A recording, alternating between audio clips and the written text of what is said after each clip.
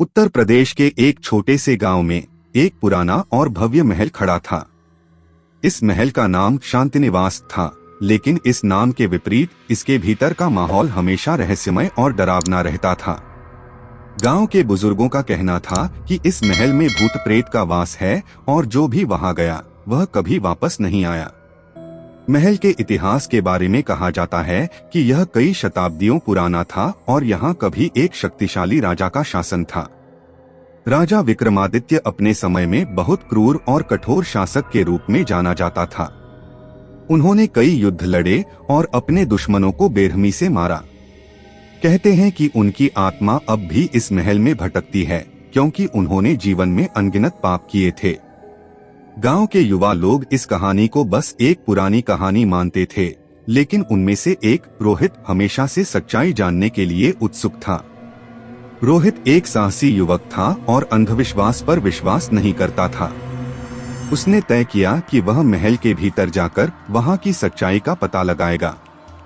एक रात जब चांदनी रात थी और आसमान में तारे चमक रहे थे, रोहित ने महल की ओर जाने का निर्णय किया। वह अपने दोस्तों को साथ ले जाना चाहता था, लेकिन कोई भी उसके साथ जाने को तैयार नहीं था।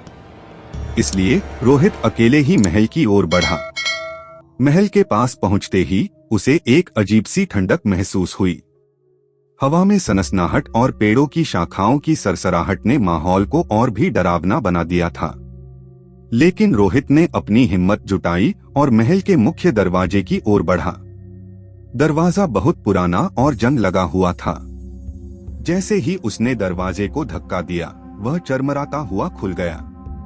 महल के अंदर कदम रखते ही रोहित ने देखा कि सब कुछ जर्जर और धूल मिट्टी से ढका हुआ था। महल के विशाल हॉल में एक पुराना झूमर लटक रहा था, जो हवा में धीरे धीरे झूल रहा था। रोहित ने अपने साथ लाई हुई टॉर्च जलाकर चारों ओर देखा। हर तरफ अंधेरा और सन्नाटा पसरा हुआ था।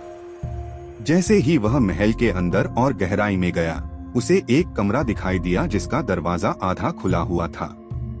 उसने दरवाजे को और खोला और कमरे के अंदर कदम रखा। कमरा बहुत ही भव्य था, जिसमें एक बड़ा बिस्तर और कई कीमती सामान रखे हुए थे, लेकिन सब कुछ धूल और जाले से ढका हुआ था। अचानक रोहित को एक अजीब सी आवाज सुनाई दी।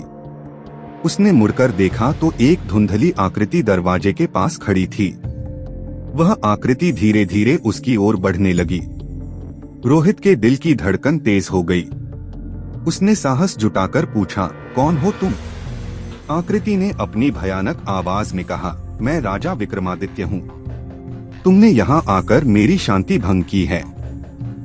अब तुम यहाँ से बचकर नहीं जा सकते। रोहित ने हिम्मत करके पूछा, आपकी आत्मा यहाँ क्यों भटक रही है? क्या हम आपकी मदद कर सकते हैं? राजा विक्रमादित्य की आत्मा ने दुखी स्वर में कहा, मेरे पापों का बोझ बहुत भारी है। मुझे शांति तब तक नहीं मिल सकती जब तक मेरे पापों का प्रायश्चित नहीं हो जाता। रोहित ने वादा किया कि वह राजा के पापों का प्रायश्चित करने की कोशिश करेगा। उसने गांव के पंडित से सलाह ली और महल में एक बड़ा यज्ञ आयोजित किया। गांव के लोग भी इस यज्ञ में शामिल हुए।